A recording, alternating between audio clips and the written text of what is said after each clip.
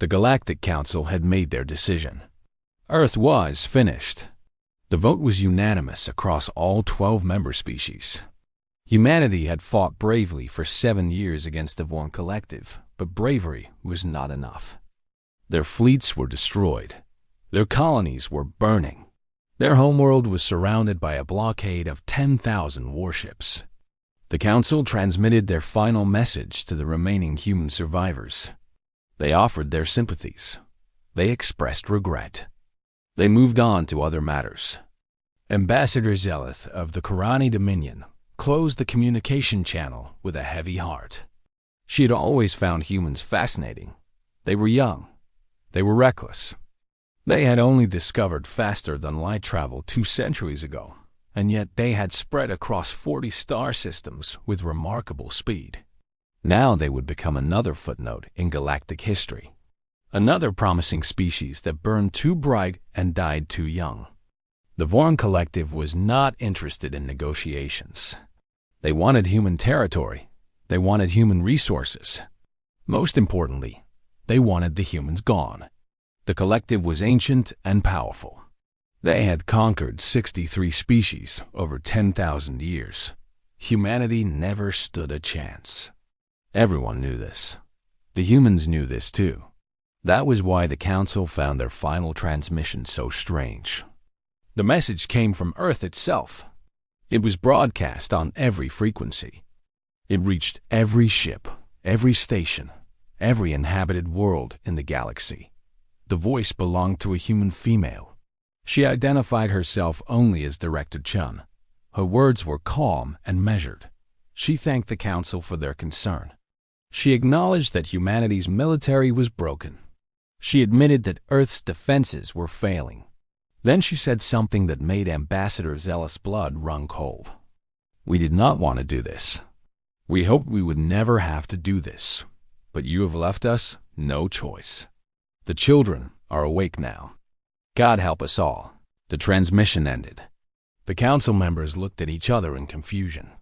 Children? What children? Human offspring were small and weak. They required years of development before they could even walk properly. This had to be some kind of desperate bluff. Admiral Torvax of the Vorn Collective laughed at the message. He ordered his fleet to begin the final assault on Earth. 10,000 warships moved into attack formation. Victory was moments away. Then the first ship exploded. There was no warning. There was no visible weapon.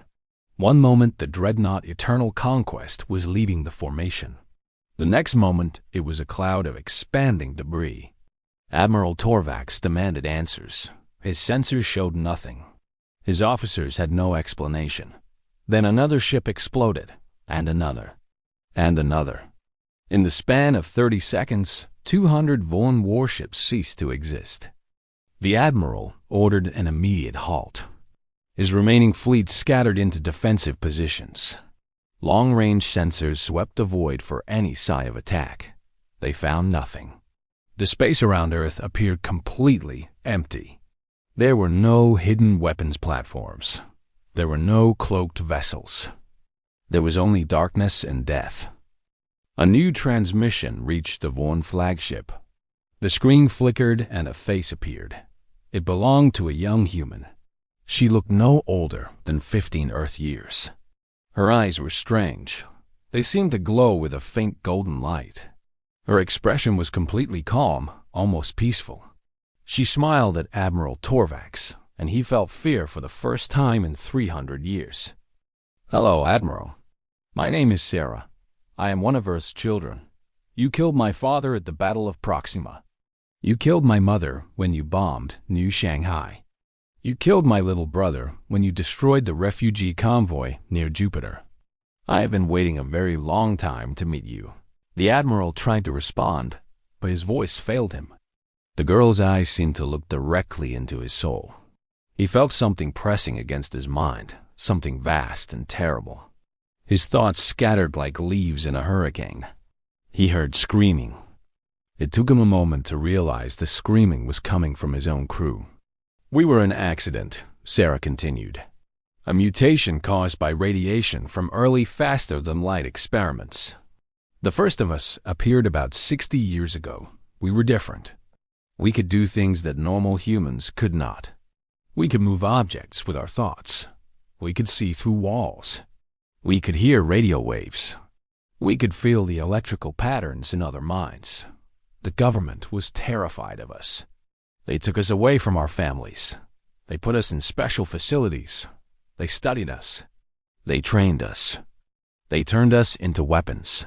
The Admiral's fleet was dying around him. He watched on the main screen as ship after ship went dark. Some exploded. Some simply stopped moving, their crews dead at their stations. Some turned their weapons on each other, their officers driven mad by invisible forces. The Vorn Collective had never experienced anything like this. They had conquered species with advanced technology. They had defeated enemies with superior numbers. But they had never faced an enemy they could not see, could not understand, could not fight. "There are 347 of us," Sarah said. "That is all. Just 347 children with broken minds and terrible gifts." The government kept us secret. They were afraid of how the galaxy would react if they knew about us. They were afraid of what we might become. They were right to be afraid, but they were also wrong to hide us. Because while they were keeping us locked away, you were killing our families. You were burning our homes. You were destroying everything we ever loved. Admiral Torvax finally found his voice. It came out as a desperate whisper. "What do you want? We can negotiate. We can withdraw. We can give you whatever you want. Just stop this, please." Sarah's smile faded. Her glowing eyes grew brighter. "What I want, Admiral, is something you cannot give me. I want my father back. I want my mother back. I want my little brother back. I want to hear his laugh again. I want to feel his hand in mine. I want to go back to the day before your ships appeared in our sky and tell him that everything will be okay. But I cannot have that. You took that from me. So instead, I will take everything from you." The Vorn flagship began to shake. Alarms screamed throughout the vessel. The hull groaned under pressure that should not exist. Admiral Torvax watched in horror as the walls of his command center began to bend inward. Metal twisted like paper. Consoles exploded in showers of sparks. His officers were lifted into the air by invisible hands and thrown against the ceiling. "The Council wrote us off," Sarah said. "They said we were finished. They said we were just another species that would be forgotten. They were wrong. We are not just another species. We are humanity. We are survivors. We are adapters. We are the children of a world that tried to kill us every single day for 4 billion years. We learned to use fire. We learned to use tools. We learned to use atoms themselves as weapons. And now we have learned to use our own minds." The Admiral felt his body lifting off the deck. He could not move. He could not breathe. He could only watch as Sarah's face filled his vision. Her eyes were blazing like twin suns now. He could feel her thoughts pressing against his own, peeling away his defenses, exposing his deepest fears and darkest memories. "We gave you every chance to leave us alone," Sarah whispered. "We asked for peace. We begged for mercy. We offered everything we had. But you wanted more. You wanted our world. You wanted our extinction. So now you will face the consequences. Go back to your collective, Admiral. Tell them what you saw here today. Tell them about Earth's dangerous children. Tell them that we are awake now, and we are very, very angry." The Admiral felt himself falling. The world went dark.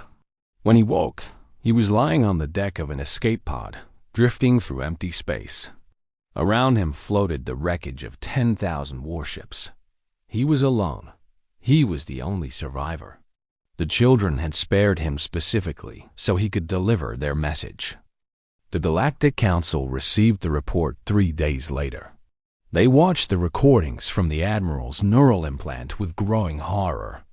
They saw the impossible destruction of the Vorn fleet. They heard Sarah's words echo through their chambers. They understood that everything they thought they knew about humanity was wrong. Ambassador Zeleth was the first to speak. Her voice was barely a whisper. What have we done? What have we allowed to happen? The Vorn Collective demanded immediate retaliation. They called for a combined galactic assault on Earth. They insisted that these children had to be destroyed before they became an even greater threat. But the other council members were not so eager. They had seen what 347 young humans could do against 10,000 warships. They did not want to discover what might happen if they faced them as enemies. A new message arrived from Earth. It was not from Sarah this time. It came from Director Chung herself. She appeared on the council's screens, looking tired and old and somehow immensely relieved. The children have agreed to return to containment, she said. They have done what they promised to do. They have stopped the invasion. They have saved our species. Now they will sleep again, and we will all pretend this never happened.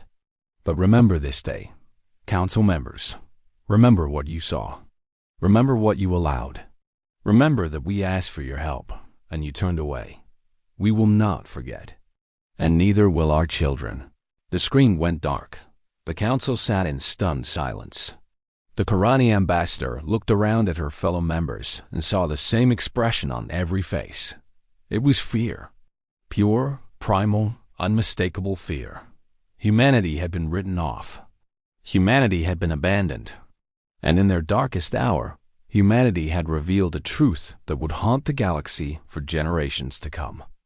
They were not alone in the universe. They were not the weakest species. They were not the ones who should be afraid. They were the descendants of a brutal world that had forged them through billions of years of relentless struggle. And somewhere deep in their genetic code, evolution had planted a seed that grew into something beautiful and terrible, something that could not be conquered, something that could not be controlled, something that looked like innocent children but carried the power of gods. The Vorn Collective withdrew from human space within a week. They never returned. The other species of the galaxy began treating human diplomats with newfound respect. Trade agreements were renegotiated in humanity's favor. Colonial disputes were settled peacefully. No one wanted to risk awakening the children again. Earth recovered slowly. The cities were rebuilt. The colonies were restored. The dead were mourned. And in secret facilities hidden beneath mountains and oceans, 347 young people slept in specially designed chambers. They dreamed of their lost families. They dreamed of revenge and justice and peace. They waited for the day they might be needed again. Sarah dreamed of her little brother. She dreamed of his laugh. She dreamed of his hand in hers. She dreamed of a galaxy where no one had to lose the people they loved. And even in her deepest sleep, her eyes glowed faintly with golden light. The galaxy had learned a valuable lesson. Never underestimate humanity. Never corner them. Never give them a reason to fight with everything they have. Because humans were not just clever or adaptable or determined. They were the children of a dangerous world. And sometimes, the most dangerous children of all were the ones who had lost everything except their will to survive.